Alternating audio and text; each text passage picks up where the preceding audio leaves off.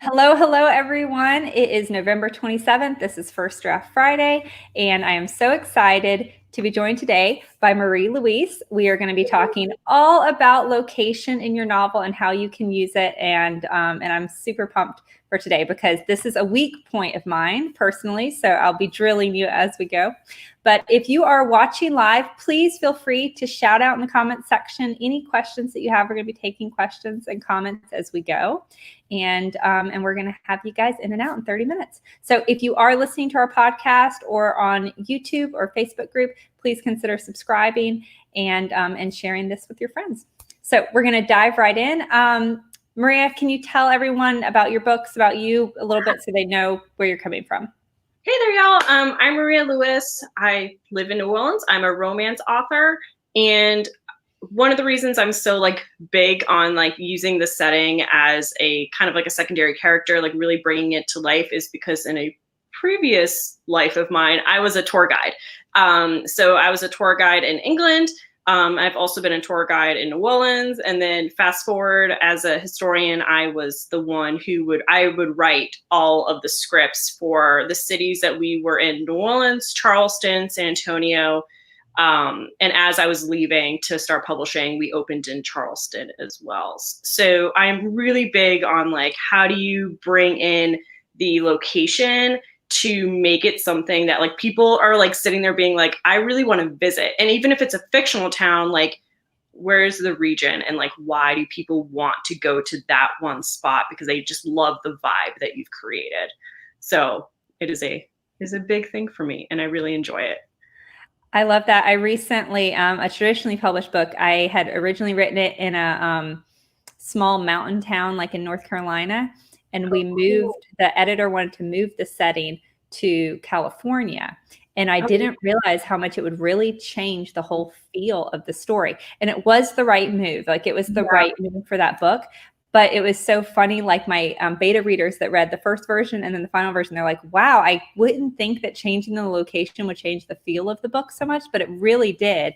So I'm really excited to chat about this. So when you are writing, I know you have tips and things you're going to move through. Yeah. So actually, I'm going to hold my question till the end. So, okay. so take us away.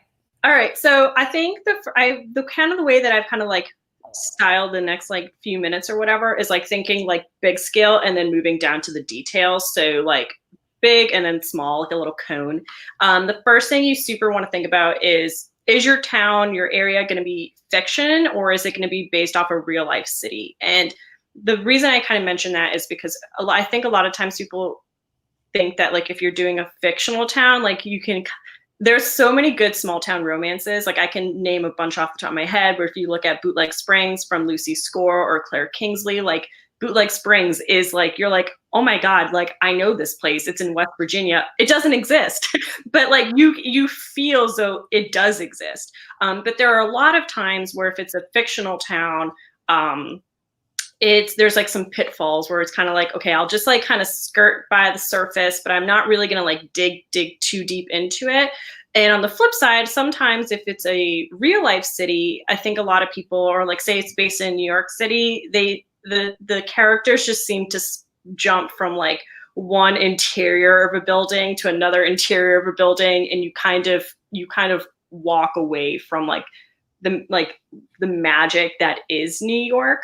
And so on both ends, there's a lot of ways that you can bring it to life, but there are also a lot of ways that you can kind of just, not intentionally, but you're not digging deep enough to kind of really make it this juicy, meaty part of the book where people are man, that was really, really cool, or they're looking things up, or they're wanting to find out more about it. So that is definitely the beginning is, are you doing fictional? Are you doing real life? And either way, you should treat it exactly the same. So it doesn't really matter which direction you're going. So if you are doing a fictional city, do you suggest having a real city as a muse, or how do I as an author create a fictional, believable town? So I personally like to have a fictional version of it. So in one of my books, in Kiss Me Tonight, it is a fictional town called London, Maine. but it's based right next to Bar Harbor, Maine, which I've visited. I've been there multiple times. And I actually, in the book, it says, you know, London is directly next to Bar Harbor. And so it skirts it. And so I used Bar Harbor's, its landscape, its architecture. I used all of that in terms of like building it as a place for my version of London, Maine. So I think even if you're doing a fictional side, it's really good. You can obviously have creative liberty. That's like the beauty of making a place of your own. But having inspiration is really helpful to kind of building it out, and also to think about things like, this is the historian in me, but like, when was the town founded? If you're creating it, like, when was it founded? When did it become maybe popular? And you don't have to be like, have a character be like, this place was built in 1859 and founded then, but it will tell you things about the architecture. What is the layout? Are the buildings really close together? So if your characters are in this, like in your house, is there not as much light inside, because the town, say it's townhouses, you're sandwiched in, so you get light from the front, light from the back, but not light from the sides. And then you can start playing with like shadows and different things inside the house as well. So all these different things, even though it's like, I don't really care when the town was founded, but it can tell you about the architecture, it can tell you about all of that aspect, and that will directly impact your characters in the way that you're kind of building out those scenes. That makes sense. And I hope I'm not skipping ahead, but why do you like fictional towns versus real towns? So what's the pro and con of using a fictional town? Yeah, so for me, I tend to stick mostly to real cities. I think my book Kiss Me Tonight is the only one that I've done a fictional town, and I just like wanted to. Like, I was like, I've never done this before. Let's do it. I personally love using real life cities, but I think the bonus to using fictional is that you have the leeway to truly be like, do you want a square that like in the center of town where everybody congregates? Maybe there's like barbecues every single Sunday. Maybe there's like a farmer's market, and like that's where your characters like meet. You know what I mean? Like, you can really, really structure it to fit your plot, and you don't necessarily have to abide by the rules of like, no, you can't put like a farm in the middle. I live in New Orleans. You can't put a farm in the middle of New Orleans. Like, yeah, it doesn't. You may be outskirts, but not in the middle. But if it's your fictional town, like, sure, you want to put a farm in the middle of your town, like, and that's where your characters have their whiskey distillery. Okay, you can absolutely do that. There are no rules whatsoever, and I think that's the beauty of doing fictional, is that you can truly build it out to fit your needs while still kind of thinking about how all of that is going to impact your characters and how you're describing things. Yeah, that's a really great point, because just with you talking, I was thinking, oh yeah, like you could have a town that was obsessed with dachshunds, right? And so like they have a festival for it and everything else. And maybe it's hard to find an actual town like that, but yeah. Yeah, but like if you're creating it, there are truly no rules. And so you can make it to be whatever you need it, you know, in your series or your standalone or whatever you're particularly writing. And I think that's like the beauty side of it all. Makes perfect sense. All right, go ahead. Thank you. Of course. So I also wanted to briefly talk about another thing is, even if you're doing, especially if you're doing real life cities, I think that there's something fun about adding in real locations into your book. So obviously, if it's a restaurant, you can't, generally speaking, be like, oh, you know, I'm just going to use New Orleans because it's, you know, in my head. Like, you can't be like, oh, they went to Antoine's, which is like the oldest family-run restaurant in the entire country, because Antoine's might have a problem. You know what I mean? But you can truly describe it. You can bring it to life. And then in the back of the book, I always have I call it a Dear Fabulous Reader section, and it like suits my tour guide needs. And I list out all the places that I've used in the book. And it becomes like, each book becomes like a mini little like tour guide section where people are like researching, like, oh, that place is really cool. Oh, if I ever go to London, I want to go here, here, here, because I read about it in her book. And I've had a lot of people do that. They come to New Orleans and they've gone to the places that I've discussed in my books. And that's really boils down to because you've taken the time to like really pull it together. So what if it's fictional, I think it's really cool to talk about sometimes more regional things. So like if it's in North Carolina, you're talking about like the Blue Mountains or like West Virginia, like what are maybe there are some traditions that happen there that you could incorporate into your book in some way. Perhaps you could talk about different like aspects, like is it really darker during like the winter time versus the summertime? Like these are all different little like detail oriented stuff. But it makes it when you're as we are storytellers, it makes it that people kind of like they get like that hungering inside that they're like, oh, that looks really cool. And if they're thinking about like taking a vacation, how do you make them want to go where you've created it? And if it's a fictional town, maybe it's the inspiration that inspired your town, or maybe just the section of where it is. So that's one thing that I always like to like talk about is like how do you make people hunger for the place that you've created or that you've set your book, and how do you make them want to go there?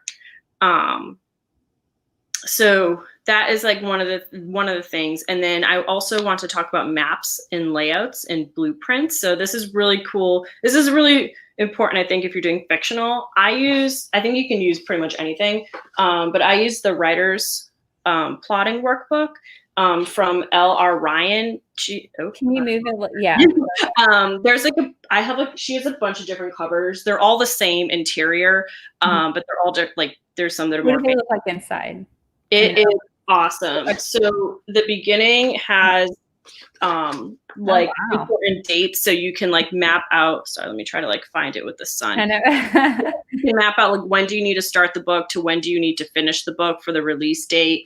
It has like overall plotting for all of that. One of the reasons I like it for this like creating a world is they have a lot of location and setting sections. So you can like map out whatever you need. Fun. So it has like, and then down at the bottom, like there's space. So it's like, what are you talking about? And like, there's a bunch of different pages. So I think there's probably a bunch of different versions like this, like in terms of like books like this. And then in the back, of course, there's like a lot of like character stuff. So you can, develop your characters. But I really use a fresh book for each book. I do. Yeah. Okay. Yeah. So I use a fresh book. I'm not a plotter.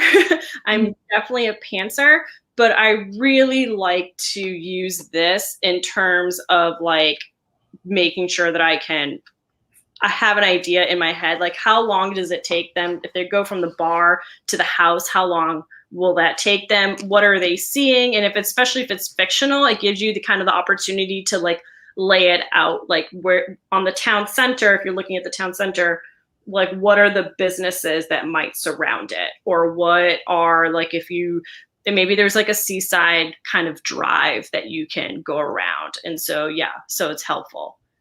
It is L.R. Ryan, Rhonda. Oops. L.R. and then the last name Ryan. Okay. Yeah. And so, like I said, she has like, I think like 10 or so, but they're all the same interior. It's just different covers. So whichever one floats your boat. So I have like a bunch. This one was a sea turtle. It's like, okay, it made sense. I was like, it's a fictional seaside town. Let's do the turtle one. I see. Perfect. Before you move into maps, I just wanted to put this question from Ellie. What about using a real life city but adding fictional aspects to it, as in keeping some landscape features but creating fictional places to visit? Absolutely. So one of my favorite things to do is I'm a history buff. So I love architecture. Like it's like one of my favorite things ever. So a lot of times I'll find a location that I think is beautiful. If it's a real life city, like I'll be like, that is a beautiful place. And I will take it and then use it to my purpose. So it might, in the real world, maybe it's a library. But in my world, it's like someone's home. Or in another one, in the book I'm currently writing, they visit this beautiful square, not a square, it's like this almost like an entire block in London. It is gorgeous and it's part of a hotel. But in my world, it's someone's mansion. And so I can't go in, obviously. So in the interior is like my own brain and like what I think inside it would look like. But if someone's visiting, it's fictional in terms of what I've done to it, even though the building itself does exist, and people can go visit that. So yeah, I think it's absolutely great to use like adding fictional aspects, like especially if it's places that like people can pinpoint and they're like, whoa, like that happened there. And even again, you probably will use it in a different way than it is actually in real life, but it's still really cool to be able to do that. I guess that's like in Friends, they had the Central Perk or whatever, like it was a fictional coffee shop, but that show still very much felt like New York. So when you're discussing like creating a restaurant that's just like Cafe Du Monde or whatever, but do you give it a fake name or do you just not refer to it by name? If it's a place like Cafe Du Monde, which for those of you who don't know, Cafe Du Monde New Orleans has been around for like 200 years. Like it is a landmark. I will often just say Cafe Du Monde because it's so or it's own brand. It's like Kleenex. Yeah. Yeah. Or like if I'm doing like say like St. Louis Cathedral, I will just use St. Louis. They walked past St. Louis Cathedral, but oftentimes if it's like Armand's, what would you do? I would describe it. Okay, but you wouldn't give it a name. Unless they're just passing it. If they're passing a restaurant, I will use the name.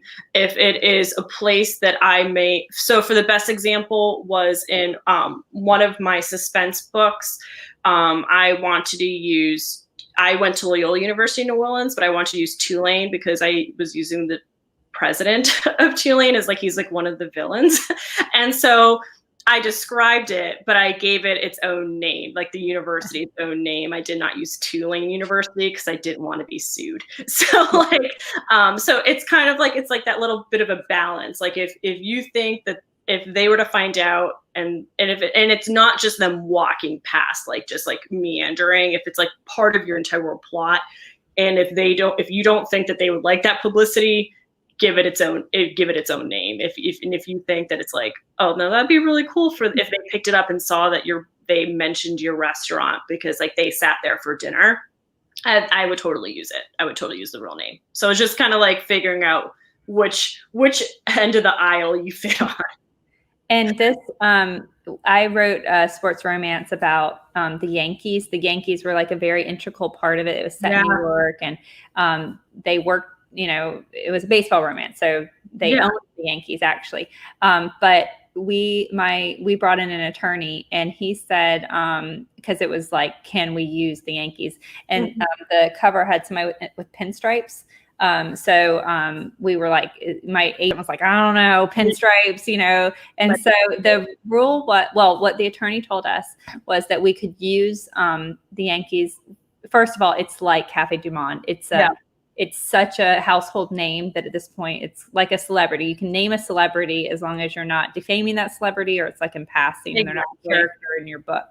But they said as long as you're only talking nicely about the Yankees and you're not saying anything that, defames them as an organization, then it's okay. And you're not using them to sell the book. So you couldn't put Cafe Du Monde on your back cover copy, and I can't put Yankee logo anywhere, but especially not on the front of my book or anything else. But yeah. So yeah, it's like that weird like side of it. Like, which are you celebrating it? Are you like perhaps if you're talking about how bad the restaurant is, yeah, you don't want to use the name. Yeah, if it's like 1 star in the restaurant, like don't do that.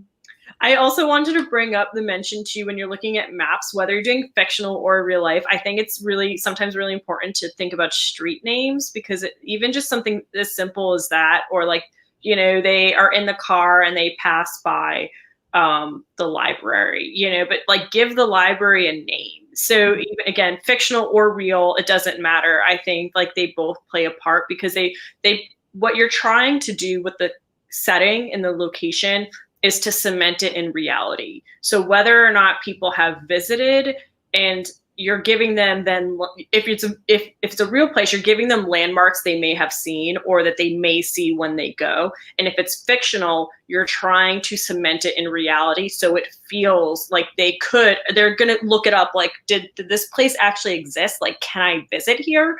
So either way, so I think like things like street names, things like naming the, again, I'm just using the library for example, but like using the library or doing the like a grocery store, like giving all of these things like an actual name as opposed to just like a generic, oh, they went to the grocery store. Like if there's a bar that they go to, obviously, generally speaking, if it's a bar they go to often, you might give it a name. But yeah, so like how do you cement it in reality? And that's kind of what you're thinking about. Which leads directly into like the next point is like it's kind of like all in the details. And I think that is where you go from placing a book where it could almost be placed anywhere to giving it like a really firm feeling. So one of the things I love to know is, one thing that I like to do is like think about the region, and this works for regional or real city. So in one of my books, for example, the area of town that the character lives is like there's all these sycamore trees in that area. So if she's looking out of her window, she's seeing sycamore trees, right? She's not seeing like oak or magnolia. Or think about even pieces like are they pushing open a door in that area, that region? What are the most common types of wood that you might find there? So they're pushing open an oak door, or maybe they're pushing open a pine door, or the floor. Is it more likely that they'll have pine there if they're in the Northeast? Or they're more likely to have kind of like down here, then we'll have cypress wood because cypress is way more popular here. So you might have like really nice houses will have cypress wood instead of like hardwood floor instead of like oak or a cherry or something like that. And so these are all different like little details that really, really, I feel like push it to the next level. Or even thinking weather, right? Like we always say like, okay, it's weather. In New Orleans, for example, like I think I had read one book and I don't remember the name and I wouldn't say it anyway, but they had placed it in New Orleans and it was summertime and they said that like the character was chilly. And I was like, no. Like in the summer here, no day ever, no matter what freakish weather is going on, is it chilly? You will sweat the minute you go outside. Like I don't wear makeup in the summer because it will slide off your face no matter what you do to yourself. Like so these are like little things that like, especially, and I will say this too, if you're using a real life city or a real life, like you're placing it, say, I don't know, in like the lowlands, kind of like in the low country for like Charleston, like South Carolina. If someone picks up your book, a lot of times people will search out a book because they're from there or they visited there. And so they want to capture those moments that like they felt maybe they lived there in their childhood or they've gone there on vacation 15 times. And so you don't want to ever also give them a reason for them to pause and be like, that's like, it takes them out of reality. Like it reminds them that this is a book. It reminds them exactly that this is a book. So you want to think about, like, it sounds so cheesy, but you really do want to think about like the five senses. So what are they seeing? What are they stepping on? Again, like what type of hardwood floor or what type of tile would they be standing on? What does the weather feel like on their skin? What does it feel like in New Orleans? Again, it's very wet here in the summertime, and so it's like a sort of wet heat that sits in your lungs. So if you're running, it's really hard to run here in the summer because you feel like your lungs can't expand enough to like make it. So even if you had like an action scene here in the summertime, if they're running, they're not just running. Like think about how that weather is impacting them as they're moving. And so these are all, again, like different little things that it's the details that are sometimes more than just saying like, oh, they live in New York City, or sometimes they're doing it. Oh, Rhonda had a good question. I see. Um, You did this one? yeah. How do you manage your time with respect to research? So what I do in the beginning, and I can actually, so I have my writing notebook, I have this plotting notebook that I use, and like that's for like basics. It's kind of like a series Bible that I use.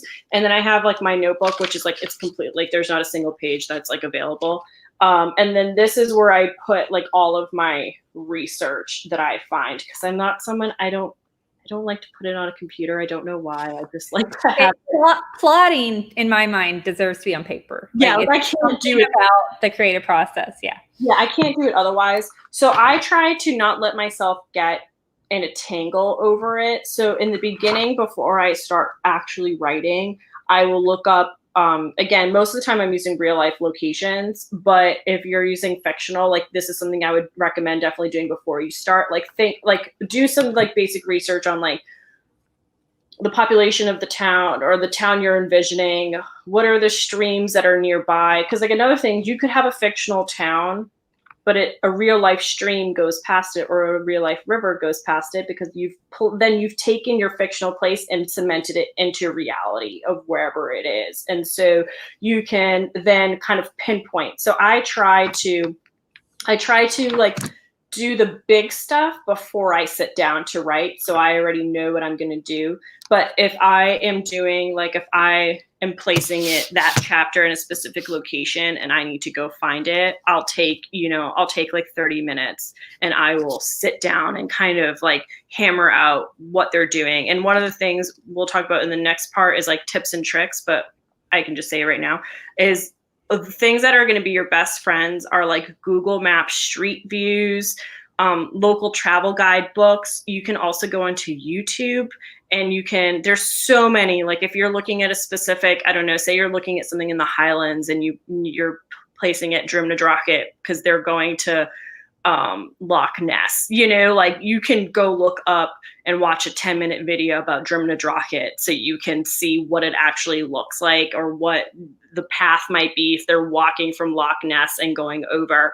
So you'll be able to kind of like pin it. So I do the big leg of the work before I begin writing. But again, if I'm doing a particular scene and I need to have it appear somewhere, I will go and do that research before I begin that scene. And I will not do it for 2 hours. Like I set a time limit of kind of like, what are the big points? I start with Google Maps so I can see what they're seeing. So in one of my books, they're running. It's a suspense. So they're running away, and she turns and they're on this road in London called Mile End Road. And in the distance, you see the Shard. So I saw that on Google Maps trotting along. What is the path they're taking from one spot to the other? And I panned it to the right and saw the Shard. So then I included that in my book, because then it feels more than just like she turned and there were like buildings to the right. Like it's like she turned and there was the Shard on the horizon. And so someone who's from London will be like, oh wow, like I know exactly where they are, or like I know exactly what part of town they're in.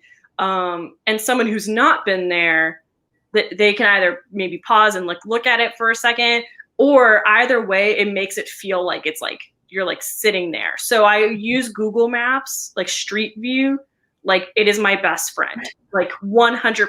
And if it's in New Orleans, I live here all the time. Like I don't need to do it.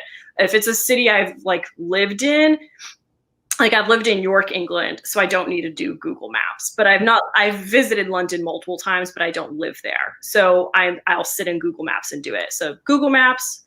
Do you feel like you should only write about cities that you have been to, or do you think I could write anything about London and I've never been to London? Okay. You can write about anything. I think as long as you do the research to really think about like, what are the places that are like maybe highlights that you want to see, or you want to, again, you're like, I want to set it in this one neighborhood that you lived in. Like I set a pub that is in my series that I'm writing right now. I set it in the East End in Whitechapel, because right next to Christchurch Spitalfields, because I went there on a Jack the Ripper tour and I thought it was freaking awesome. And I was like, I want it right here because I went on this Jack the Ripper tour. You know what I mean? And so then I've built it out, and if people read it, they'll never know that I don't live there or that I've built it from Google Maps. Like, you know what I mean? It feels authentic. It feels Absolutely. authentic. So that's kind of like what you want to do. And always, yes, set a time limit. You don't want to spend like 3 hours on it when you need to be putting words down on the page. All right. We only have, a few minutes left. So is there anything urgent that you want to share, or any tips and tricks that you want to those were the highlights. Like I said, Google Maps, using YouTube will be your best friend, especially if you're not familiar with a place and you don't know, you can't like really dig in. That's a good place to start as well, because you can just find videos. There's so many people that have done like tours of like random locations, and you can just type it in and like send 5 minutes and like look at it. Or using travel guidebooks, which most of them are online nowadays, like top 10 things to do in Charleston. You know what I mean? You don't even have to like go buy a travel guide. But those are different things that I think are really, really helpful on a big view, but also on a tiny detail view of what you're looking at. So I love this. We have one last question from Camilla. Yeah. She says, are you using Scrivener? Do you write in Scrivener? I write in Word. I'm like super old fashioned. So I don't even I've never even touched Scrivener. Like Word is my happy place. So yeah. I use Scrivener, and I do know it has some really great bulletin board areas where you can put pictures of inspiration and things like that. Again, a lot of us, I saw another comment that they like paper, pen and paper too, but Scrivener is a great tool if you're looking for that. But we are out of time. So I appreciate everybody joining us live. This First Draft Friday was brought to you by Authors AI. If you are interested in having Marlo, our artificial intelligence, run your manuscript through and give you fantastic advice on its plot, pacing, and characters, check out authors.ai. And we will be back in 2 weeks with another great First Draft Friday. So I will see you all soon. If you are following us and watching on podcast or YouTube, please subscribe. Otherwise, we'll see you guys in 2 weeks. Bye, guys. Thanks, Maria. Thank you.